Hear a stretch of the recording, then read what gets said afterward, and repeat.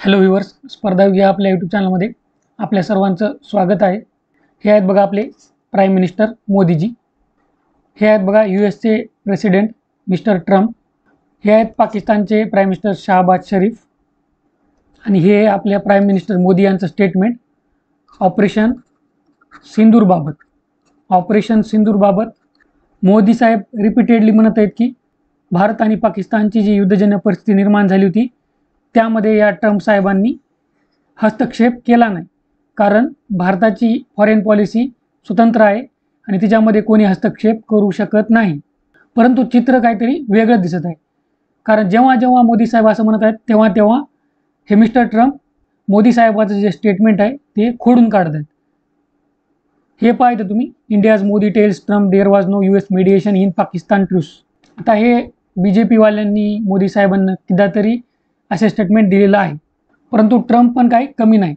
Trump साहेबांना पण असे कितीतरी स्टेटमेंट खोडून काढलेले आहेत मोदींचे. हे बघा, Trump repeats claim of averting India Pakistan war after Modi denies mediation in phone call. हे बघा, हे इथं सुद्धा hours after PM Modi denies US mediation Trump again claims he stop India Pak war. म्हणजे असे कितीतरी तुम्हाला न्यूज दाखवू शकतो मी. मग आता ट्रम्प असे क्लेम करत आहे, खरं आहे तेव्हा तर असे क्लेम होते, उगाच कशाला ट्रम्प असे क्लेम करतील?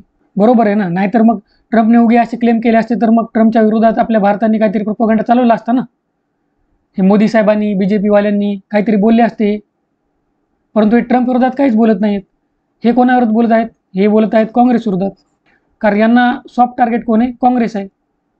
परंतु हा जो मुद्दा आहे हा गंभीर आहे, कारण आपल्या जर फॉरेन पॉलिसीमध्ये जी इंडिपेंडंट राहिलेली आहे तिच्यामध्ये अमेरिकासारखा देश जर ढवळाढवळ करत असेल तरी भारतासाठी बिलकुल चांगलं नाही. कारण हिस्ट्री जर आपण पाहिली तर अमेरिकेनं ज्या ज्या देशामध्ये ढवळाढवळ केलेली आहे त्या देशांची काशी झालेली आहे.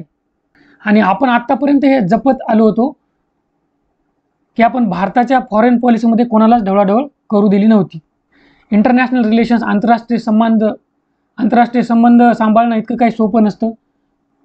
हे आपले साहेब नुसते देशोदेश फिरत असतात. नुसते देशोदेश फिरल्यानं आंतरराष्ट्रीय संबंध काही चांगले होत नसतात. त्यासाठी तुम्हाला काही स्ट्रॅटेजी इम्प्लिमेंट करावी लागते, तुमच्या देशाच्या काही स्ट्रेंथ्स क्रिएट कराव्या लागतात, आणि त्यामध्ये तर आपण एकदम अपयशी ठरलेलो आहोत असं वाटत आहे. आणि इथं आणखीन एक मुद्दा समजून घ्यायचा आहे. अमेरिकेसोबत मैत्री आपल्यासाठी कधीच चांगली नाही, कारण मैत्री जी असते, मैत्री केव्हा होते? जेव्हा तुम्ही एकमेकांना समान समजलं तेव्हा होते. परंतु हे मिस्टर ट्रम्प आणि अमेरिका भारताला कधीच समान समजत नव्हती आणि समजणार नाही. आपल्यालाच फक्त दाखवलं जातं की भारत असा आहे, भारत एवढा आहे, भारत तेवढा आहे, परंतु आपण या अमेरिका पुढं काहीच नाही. ही रियालिटी आहे, आणि ही रियालिटी ॲक्सेप्ट करायला खूप मोठं मन लागतं आणि तसं नॉलेज लागतं. आणि पाकिस्तान जो आहे, पाकिस्तान, त्याला तर नेहमी अमेरिकेची गरज राहिलेली आहे, आणि अमेरिकेने सुद्धा पाकिस्तानचा नेहमी फायदा घेतलेला आहे. या दोघांचं रिलेशन पहिल्यापासून चांगलं आहे. पाकिस्तानला किती खाली बघितलं तरी पाकिस्तानला काही वाटत नाही, कारण पाकिस्तान आधीच खाली पडलेला आहे. परंतु भारतासारख्या बलाढ्य देशाला जर ट्रम्प खाली बघत असेल, अमेरिका खाली बघत असेल, तर प्रश्न निर्माण होतो की अमेरिका खरंच आपला मित्र आहे का? मग आपला खरा मित्र कोण? आपला खरा मित्र रशिया. कारण रशिया नेहमी आपल्याला समान समजत आलेला आहे. रशियानं आपल्या मताला व्हॅल्यू दिलेली आहे. रशियानं त्यांचं तंत्रज्ञान आपल्यासोबत शेअर केलेलं आहे. आपल्याला नेहमी त्यांनी कन्सेशन दिलेलं आहे, आपल्याला लोन दिलेलं आहे, आपल्याला नेहमी रशियानं मदत केलेली आहे. परंतु आपण आता रशियाच्या दूर दूर जात आहोत. And credit goes to one and only man of India, PM Modi. आणि यामुळं काय झालं?